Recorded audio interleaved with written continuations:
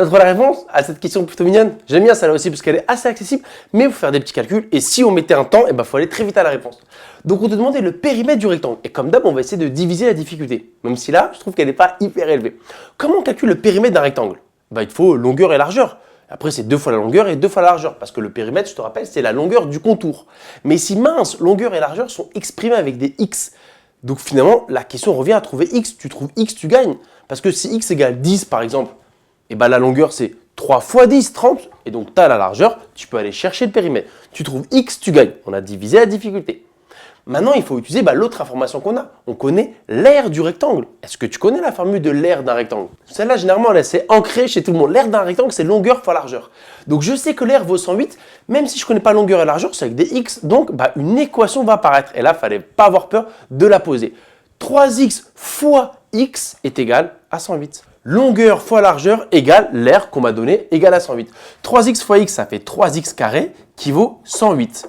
Donc là, comme c'est une équation du second degré, mais qu'avec des x carrés, il n'y a pas de x, la meilleure façon de la résoudre, c'est de laisser x carré seul à gauche et envoyer tout le reste de l'autre côté. Donc là, moi, je vais envoyer le 3. 3, il multiplie. Donc de l'autre côté, il va diviser.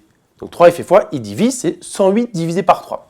C'est là quand on fait des tests de logique, ça revient beaucoup. 3 fois 36, 108. L'être humain, normalement constitué, ne connaît pas, mais quand tu fais beaucoup de questions de maths logique, celle-là, on aime beaucoup, le 3 fois 36, d'accord? Donc finalement, x carré égale 36. Sinon, voilà, tu te posais la question, tu décomposais, ou au pire, tu posais ta division, d'accord? Donc x carré égale 36. Mais moi, c'est x que je veux. Comment on fait pour résoudre ça? Un nombre au carré vaut 36. Il vaut quoi ce nombre? Il vaut 6, certes, mais il y a une autre possibilité, il peut être égal à moins 6, parce que moins 6 au carré fait également 36. Donc il y a deux possibilités pour x. Mais c'est qui x, c'est pas n'importe qui ici.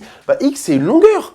Elle ne peut pas être égale à moins 6. Moins 6 cm ou moins 6 mètres, ça n'a pas de sens. Donc il n'y a qu'une seule possibilité pour x, c'est 6. Voilà, on a terminé. Comme x égale 6, que vaut les dimensions de ce rectangle?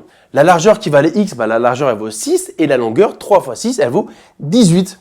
C'est bon, j'ai longueur, j'ai largeur, je peux aller chercher le périmètre. Il faut additionner toutes les longueurs. Donc on peut le faire en deux temps, on peut faire longueur plus largeur, 18 plus 6, on est à 24, le tout fois 2. Cette petite chanson moi que j'ai appris à l'école primaire, longueur plus largeur, le tout fois 2. C'est comme ça qu'on me l'a amené. Donc longueur plus largeur, le tout fois 2, 2 fois 24, on est à 48 mètres parce que c'est une unité de longueur. Voilà, le périmètre de ce rectangle, c'est 48 mètres. J'espère que ça t'a plu.